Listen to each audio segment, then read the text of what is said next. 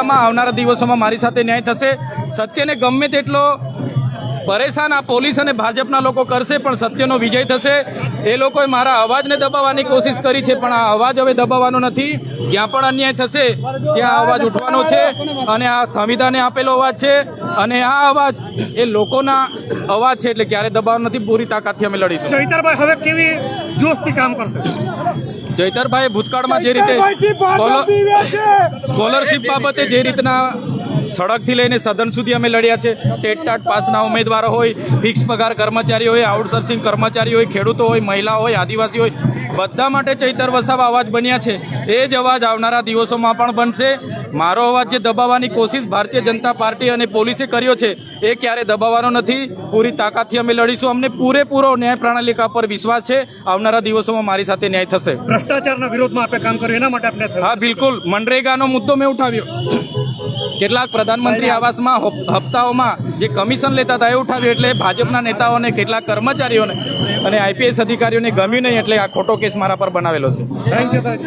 જી ધન્યવાદ। જય જોહર, જય આદિવાસી।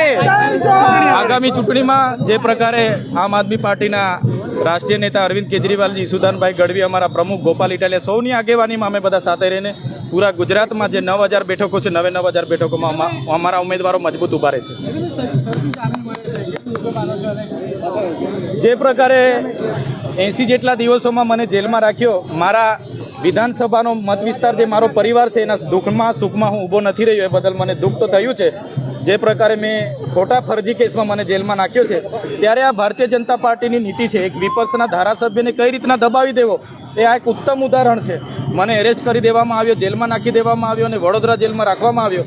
આ ભારતીય જનતા પાર્ટી એવું ઈચ્છે છે કે ચૈતરભાઈ વસાવાને દબાવી દઈએ, એમને અમારી સાથે લઈ લઈએ, પણ ચૈતર વસાવા દબાય એવા નથી। આ ચૈતર વસાવાનો માત્ર અવાજ નથી, આ ચૈતર વસાવાને સંવિધાને આપેલો અવાજ છે। આ ચૈતર વસાવાનો અવાજ એ જનતાનો અવાજ છે। આવનારા દિવસોમાં સડકથી લઈને સદન સુધી ઉઠવાનો છે। લોકોનો પ્રેમ મળ્યો છે એ જ મોટી વાત છે મારા માટે।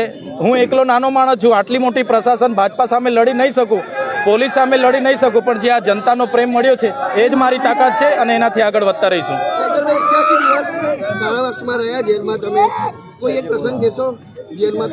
જેલમાં તો જેલના જે નીતિ નિયમ હોય છે, 6:30 વાગે ઉઠવાનું, એનું જેલનું જમવાનું, તો જેલના જમવાના પ્રમાણે, જેલની પથારી, જેલનું નીતિ નિયમ એ પ્રમાણે અમે પૂરેપૂરું પાલન જેલમાં કર્યું છે। ક્યાંય પણ મારા તરફી જેલ પ્રશાસનને તરફથી કોઈ ટકોર કરવી પડે એવું ક્યારે મેં જેલના નિયમોનું પાલન કર્યું છે। જેલનું ભોજન જમ્યું છું, જેલના નીતિ નિયમો મેં પાડ્યા છે। રાજકીય કોઈ મુલાકાત તમને મળવા આવ્યા?